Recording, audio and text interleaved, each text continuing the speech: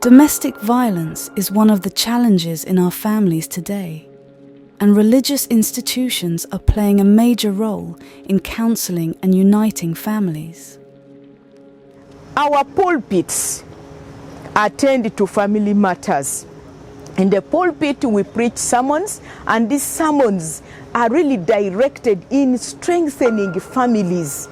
And we desire to see that we do not have broken families in our churches. And so it is really a battleground right now that the family is struggling, but the church is doing so much to make sure that they bring the family together. God created three major institutions that are so critical in any nation and its transformation. One of them, and the first one, is the family. The second is the church or religious institution, and the third is the nation. When one suffers, the other two suffer. It is to the church that couples always run for counsel, for prayer, when they have lost a beloved, when they are bereaved. In any challenge, the only refuge for families is normally the religious institutions. Families zaffe zikola mulimu munene nnyo kuteekateeka families zaffe kutandikira ddala n'abaana bato. Isiraamu bukubiriza mu kuteekateeka nga tutandika n'abaana baffe okubaliisa endiisa yaabwe kyateeka okubeera nga abaana bayonsebwa, tutandika na kubayonsa.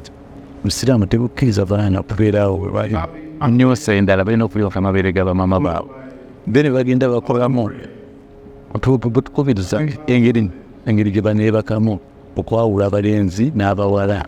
Religious leaders and institutions have done a very big role in counseling. The counseling comes before and after.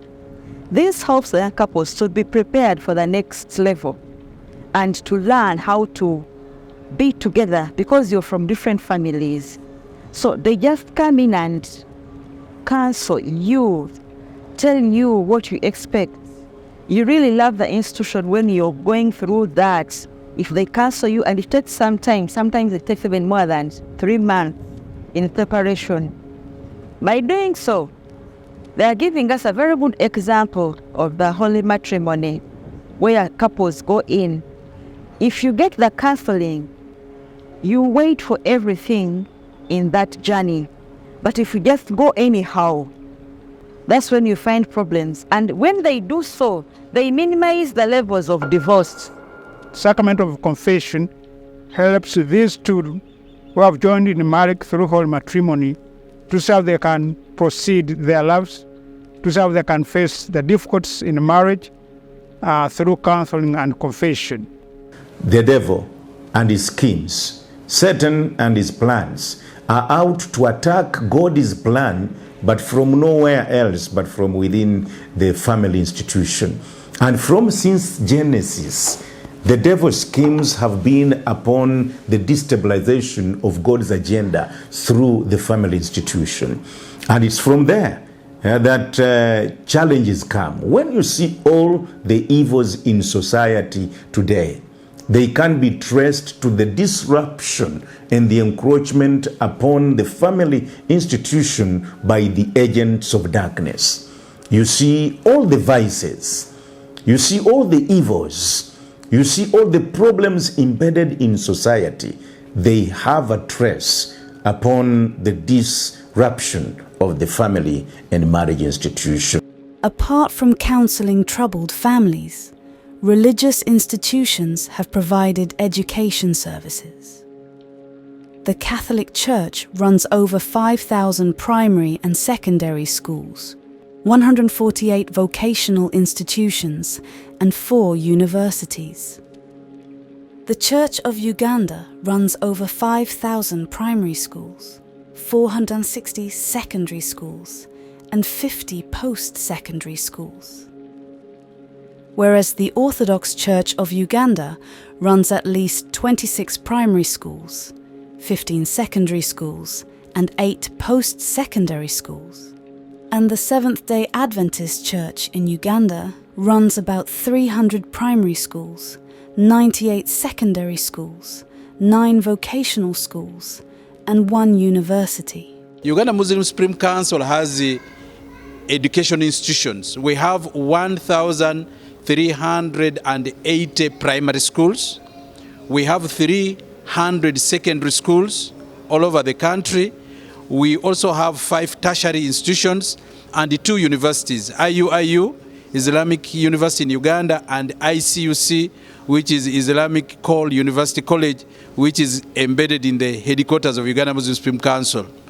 Why is education important in building family or in strengthening our families? First of all, the family is the bedrock of society.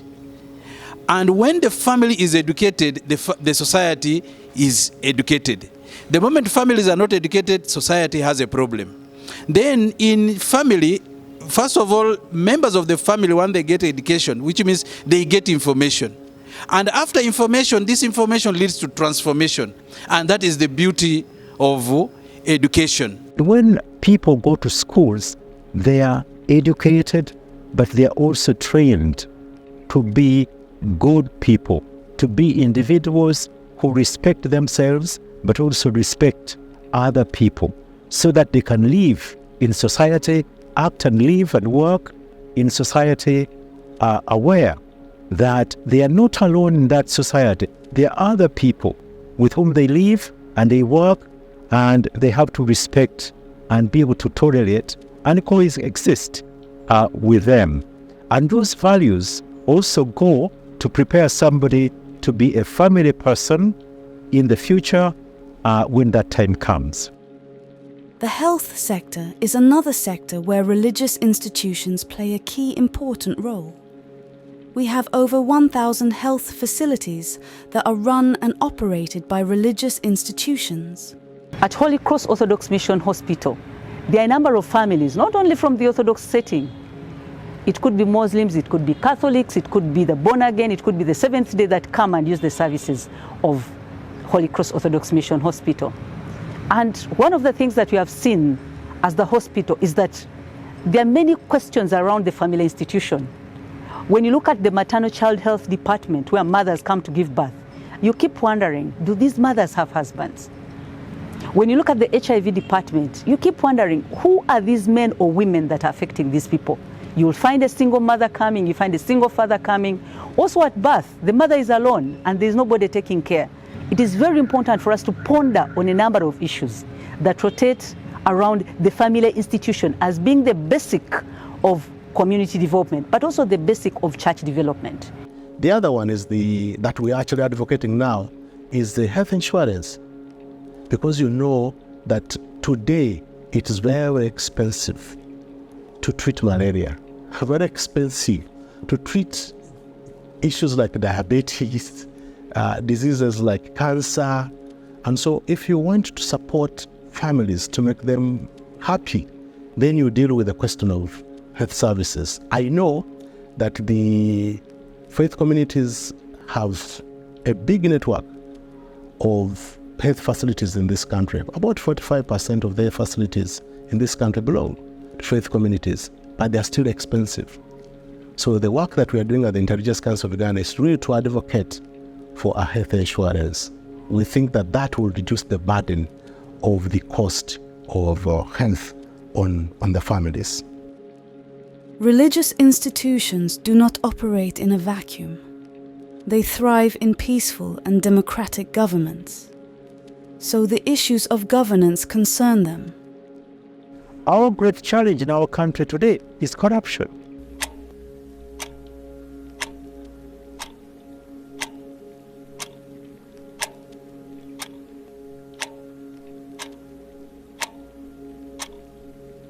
There's a lack of honesty, a lack of truthfulness. People cannot be trusted, and people of dignity don't live like that. But when a person is raised in a good family, he values his life, he values his identity, and he always care about the dignity of the individual. It is in that sense that the investment in the family is insufficient if we're already dealing with couples, or if we're not only dealing with improving of family incomes. We need to also be looking at what the community needs, what are the needs, the health needs, what are educational needs in the community, issues of climate change, how is that impacting the community. Interreligious Council of Uganda is partnering with the Glow Foundation. It's an international organization that is supporting the Interreligious Council of Uganda to plant 250 million trees in the next 15 years. And we want to plant these trees first on church land, but number two, to support the families with the fruit trees and commercial trees so that they are able to, one, sell the commercial trees to get money and improve on their household, but also to plant the fruit trees to improve on the nutrition of these families. This program also will provide some seed money in terms of circles for families where they are able to borrow money, do the things that are that can actually bring income to these families. So we think that this is an important project moving forward. When we look at life holistically like that, then we are much better to design interventions that are relevant and will make a difference for couples, for children, and for the communities that we are trying to improve. Religious leaders, together with the state, we must depend on the family, because to build a nation and the state, you need the family. But also to build a church or an institution, religious institution, you also need the family. So we come in to support and to bless the family.